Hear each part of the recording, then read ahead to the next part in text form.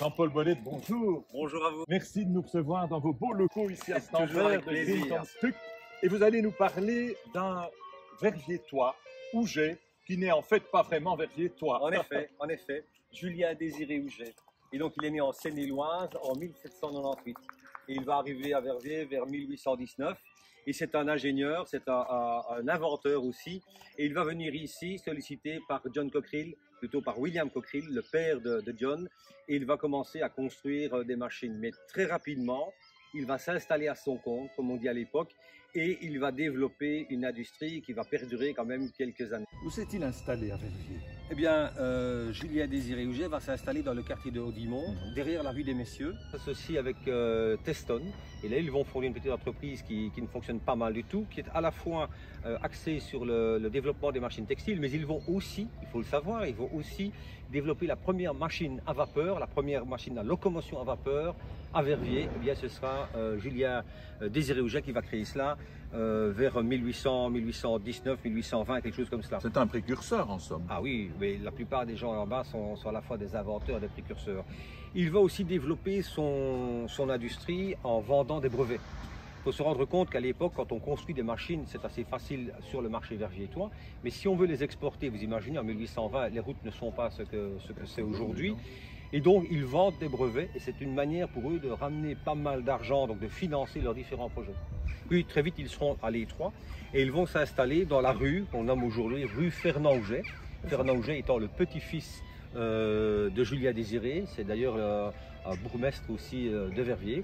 Et là, ils vont installer une industrie assez florissante qui sera assez extraordinaire et qui sera reprise par la suite par ses enfants. Et qui va continuer longtemps, cette entreprise. En fait, elle va continuer jusqu'aux petits-enfants. Donc, Fernand Houget, dernier bourgmestre libéral et patron de Verviers. C'est vraiment cette particularité. Il y avait beaucoup auparavant d'entrepreneurs, de maîtres d'entreprise qui étaient en même temps bourgmestres. Ce sera le dernier. Par la suite, il n'y en aura plus, en tout cas de ce type-là. Et donc, voilà, l'histoire va continuer. Mais Adrien Houget et Fernand Houget n'ont pas d'enfants. Et donc, l'aventure Houget sur les terres verviétoises se termine avec Fernand Houget dans les années 60. Jean-Paul Bolette, vous allez nous parler de Célestin Martin. On connaît les anciens établissements Martin Frères, mais qui était Célestin Martin? Alors, Célestin Martin, c'est un personnage de roman, c'est un personnage tout à fait extraordinaire. Il naît en 1826 dans une ferme à Bilstat. Et très jeune, il a 19 ans, il va être engagé par le chemin de fer pour la surveillance de la construction du viaduc de Dollin, notamment. Et puis rapidement, il va intégrer l'usine textile de Simonis, la firme Simonis. Et là, il deviendra directeur d'une usine à Forchetiry. Et puis de là, il sera directeur ici au Surdent. Et puis rapidement, il se met à son compte, lui aussi, comme bon nombre de ses contemporains.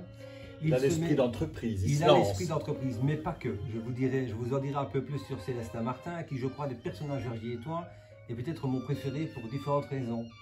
Et donc, Célestin Martin va créer des machines textiles, dont la Louve notamment, et il va aussi donc à la fois construire des machines textiles, mais il va aussi vendre les brevets. Donc ça, c'est pour la partie professionnelle. Il va faire d'ailleurs une fortune assez colossale, mais il a la fibre sociale. Et donc, la fibre sociale va consister en quoi?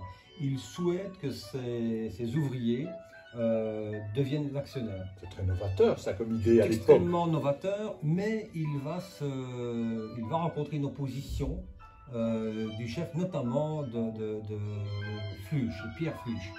Pierre Fluge, qui est un révolutionnaire dans l'âme, qui est un des créateurs et des fondateurs de l'AIT à Verviers, l'Association internationale des travailleurs. Et pour Pierre Fluge, il faut, en fait, c'est la révolution, c'est le grand soir. Et donc, tout arrangement avec un patron, c'est une compromission. Donc, il n'en est pas question. Plus tard, il changera d'avis, mais sur le moment, ça ne marche pas.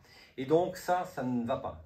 Célestin Martin ne réussit pas à faire passer l'actionnariat, en partie, en tout cas, au niveau de son personnel. Il est conscient aussi qu'un des moteurs du développement industriel, mais aussi du développement social, humain, c'est la lecture. Et donc, il va imposer à son personnel soit d'apprendre à lire, soit de savoir lire.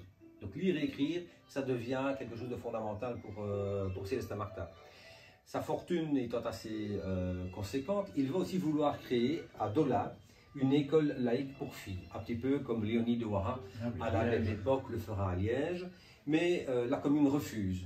Ils ne sont pas intéressés par une école laïque à une époque où la religion catholique est omniprésente, ça ne passe pas. Et du coup, que va-t-il faire? Il va financer des bibliothèques dans toute la région, donc fournir les livres, etc. De nouveau, son souci de permettre l'émancipation du monde ouvrier à travers la lecture, à travers les études en quelque sorte. Donc voilà, ça c'est l'histoire de Célestin Martin et qui décède d'ailleurs relativement jeune, il décède en 1876 et il n'a pas d'enfant. Et son épouse va reprendre les affaires avec l'un de ses neveux et vers 1906 ce sera racheté par, on en parlait tout à l'heure, par les entreprises Auget à l'époque qui intégreront l'industrie de Célestin Martin. Et ce sont ses neveux qui vont créer, alors quelques années plus tard, les établissements Martin Frères situés en Île-Adam. Voilà, je crois, toute l'histoire résumée en quelques mots de Célestin Martin. Merci.